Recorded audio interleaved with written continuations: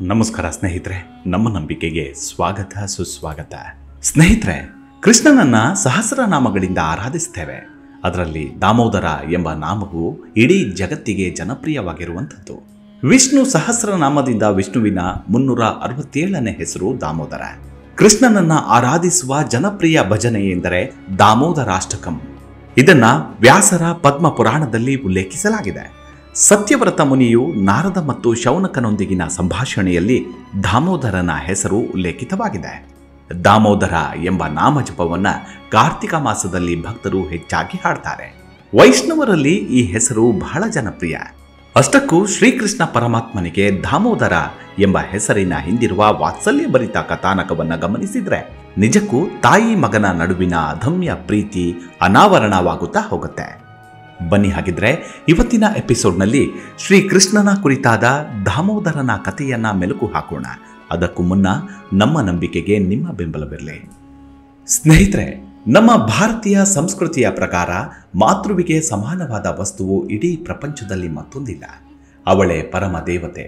ಅದಕ್ಕೆ ವೇದಗಳು ಮಾತೃ ದೇವೋಭವ ಎಂದ ನಂತರವೇ ಪಿತೃವನ್ನು, ಆಚಾರ್ಯರನ್ನು ಸ್ಮರಿಸ್ತವೆ.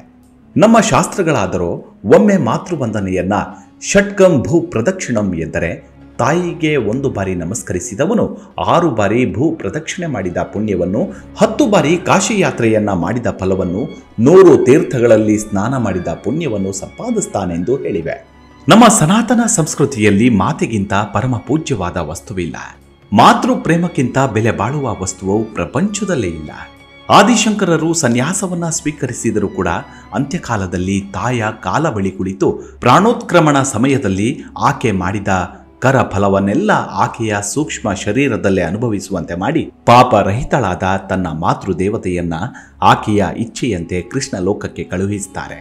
ಸ್ವಾಮಿ ವಿವೇಕಾನಂದರು ಹೀಗೆ ಹೇಳ್ತಾರೆ: ತಾಯಿಯನ್ನ ಗೌರವಿಸಿ ಪ್ರೀತಿಸದ ಯಾವ ವ್ಯಕ್ತಿಯೂ ಜೀವನದಲ್ಲಿ ಯಶಸ್ಸನ್ನು ಗಳಿಸಲಾರ ಎಂದು ಹೇಳ್ತಾರೆ. ಹೀಗೆ ತಾಯಿಗಿಂತ ದೊಡ್ಡ ವಸ್ತುವು ಲೋಕದಲ್ಲೇ ಇಲ್ಲವೆಂದು ಲೋಕದ ಜನಗಳಿಗೆ ಬೋಧಿಸುವುದಕ್ಕೆ, ಮಾತೃ ಪ್ರೇಮವನ್ನ ಉಳಿಸಿಕೊಳ್ಳಲು ತಾನು ಏನು ಮಾಡಲು ಸಿದ್ಧನೆಂದು ತೋರಿಸುವುದಕ್ಕೆ ಯಶೋದೆಯ ಕೈಯಿಂದ ಹಗ್ಗವನ್ನ ಶ್ರೀಕೃಷ್ಣ ಕಟ್ಟಿಸಿಕೊಂಡು ದಾಮೋದರನಾದ. ಭಾಗವತದ ಕಥಾನಾಯಕನಾದ ಶ್ರೀಕೃಷ್ಣ ದಾಮೋದರನಾದ ಕಥೆಯೇ ನಿಜಕ್ಕೂ ಅತ್ಯದ್ಭುತವಾಗಿರುವಂಥದ್ದು. ಯಶೋದೆಯು ಎಷ್ಟೋ ದಿನದ ಮೊಸರನ್ನ ಕೂಡಿ ಹಾಕಿ ಅದನ್ನ ಕಡೆದು ಬೆಣ್ಣೆ ತೆಗೆದು ಕೃಷ್ಣನಿಗೆ ಸಿಗದಂತೆ ಗಡಿಗೆಯಲ್ಲಿ ನೀರು ಹಾಕಿ ಅದರೊಳಗೆ ಬೆಣ್ಣೆಯನ್ನಿಟ್ಟಿದ್ಲು. ಗೋಕುಲದಲ್ಲೆಲ್ಲ ಕಳ್ಳ ಕೃಷ್ಣನೆಂದು ಪ್ರಸಿದ್ಧಿಯಾಗಿದ್ದ ಗೋಪಾಲಕೃಷ್ಣನು ಹೇಗೋ ಮಾಡಿ ಡಬ್ಬಗಳ ಮೇಲೆ ಹತ್ತಿ ಗಡಿಗೆಯನ್ನ ಒಡೆದು ಬೆಣ್ಣೆಯನ್ನ ತಿಂದು ಮುಗಿಸಿ ಮೈಗೆಲ್ಲ ಬೆಣ್ಣೆ ಮೆತ್ತಿಕೊಂಡು ಹೊರಗೆ ಬಂದ. ಗಡಿಗೆಯು ಒಡೆದ ಶಬ್ದವನ್ನ ಕೇಳಿ ಯಶೋದೆಯು ಅವನ ಹಿಂದೆಯೇ ಓಡಿ ಬರ್ತಾಳೆ. ಇದನ್ನ ಕಂಡ ಬಾಲಕೃಷ್ಣನು ಅಂಗಳಕ್ಕೆ ಇಳಿದ.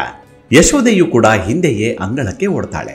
ಹೀಗೆ ಒಬ್ಬರ ಹಿಂದೆ ಒಬ್ಬರು ಯಶೋದೆ ಕೃಷ್ಣರು ಓಡಿದರೆ ವಿನಃ ಪರಮಾತ್ಮನಾದ ಶ್ರೀಕೃಷ್ಣನು ಒಬ್ಬರ ಕೈಗೆ ಸಿಗುವ ವಸ್ತುವ.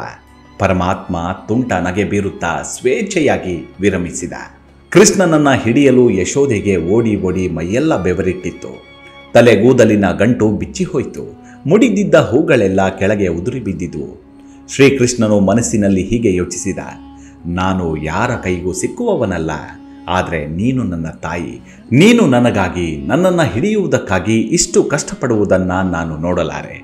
ತಾಯಿಯನ್ನ ಕಷ್ಟಪಡುವ ಮಗನು ಮಗನೇ ಅಲ್ಲ. ನಿನ್ನ ಶ್ರಮವನ್ನ ಇನ್ನು ನೋಡಲಾರೆ. ನನ್ನನ್ನು ಹಿಡಿಯಲು ಯಾರಿಗೂ ಸಾಧ್ಯವಿಲ್ಲ. ಆದರೆ ನೀನು ನನ್ನ ತಾಯಿ. ನಾನೇ ನಿನ್ನ ಕೈಗೆ ಸಿಕ್ಕಿ ಬೀಳುತ್ತೇನೆ ಅಮ್ಮ ಎಂದು ನಿಂತಲ್ಲಿಯೇ ನಿಂತುಬಿಟ್ಟ ಕೃಷ್ಣ. ಕೃಷ್ಣ ವಿಶ್ವವ್ಯಾಪಿ, ವೀರದ್ರೂಪಿಯಲ್ಲವ. ಹಗ್ಗಗಳನ್ನು ಬದಲಾಯಿಸಿ ಯಶೋದೆ ಸುಸ್ತಾದಳಷ್ಟೇ. ಆದರೂ ತಾಯಿಗಾಗಿ ಬಾಲಕೃಷ್ಣನಾದ ಭಗವಂತ. ತಾಯಿ ಯಶೋದೆ ಒಳಗಿನಿಂದ ಹಗ್ಗವನ್ನ ತಂದು ಅವನ ಹೊಟ್ಟೆಗೆ ಹಗ್ಗವನ್ನ ಬಿಗಿದಳು. ದಾಮ ಅಂದರೆ ಹಗ್ಗವನ್ನ ಬಿಗಿದು ಶ್ರೀಕೃಷ್ಣ ದಾಮೋದರನನ್ನಾಗಿ ಮಾಡಿದಳು ತಾಯಿ. ಹಿಂದೆ ಶ್ರೀಕೃಷ್ಣ ಮಣ್ಣನ್ನ ತಿಂದು ತಾಯಿಗೆ ಬಾಯಲ್ಲಿ 14 ಲೋಕಗಳನ್ನ ತೋರಿಸಿದ. ಆದರೆ ಕ್ಷಣ ಮಾತ್ರದಲ್ಲಿ ಯಶೋದೆಯನ್ನ ಮಾಯೆಯ ಮುಸುಕಿನಲ್ಲಿ ಮುಚ್ಚಿದ. ಬಾಲ ಗೋಪಾಲನು ಮಾತೃ ಪ್ರೀತಿಯ ಹಾಗೂ ಮಾತೃ ಸೌಖ್ಯದ ರುಚಿಯನ್ನ ಕಂಡಿದ್ದ. ತಾನು ಪರಮಾತ್ಮನೆಂದು ಪ್ರಕಟಿಸಿಕೊಂಡರೆ ಆಗ ಯಶೋದೆ ಅಮ್ಮ ನನ್ನನ್ನ ತನ್ನ ಮಗನೆಂದು ಭಾವಿಸದೆ ಪರಮಾತ್ಮನೆಂದು ಪೂಜಿಸ್ತಾಳೆ. ಆಗ ತಾನು ಅತ್ಯಂತ ಅಮೂಲ್ಯವಾದ ಮಾತೃ ಪ್ರೇಮದಿಂದ ವಂಚಿತನಾಗ್ತೇನೆ. ಮಾತೃ ಪ್ರೇಮವನ್ನ ಹೊಂದಲು ಶ್ರೀಕೃಷ್ಣ ಏನು ಬೇಕಾದರೂ ಬಿಡಲು ಸಿದ್ಧನಾಗಿದ್ದ. ತಾನು ಪರಮಾತ್ಮನೆಂದು ಪೂಜಿಸಿಕೊಳ್ಳುವುದನ್ನು, ಭಗವತ್ ಸ್ಥಿತಿಯನ್ನು, ಮಾನ್ಯತೆಯನ್ನು ಬಿಡಲು ಸಿದ್ಧನಾಗಿದ್ದ.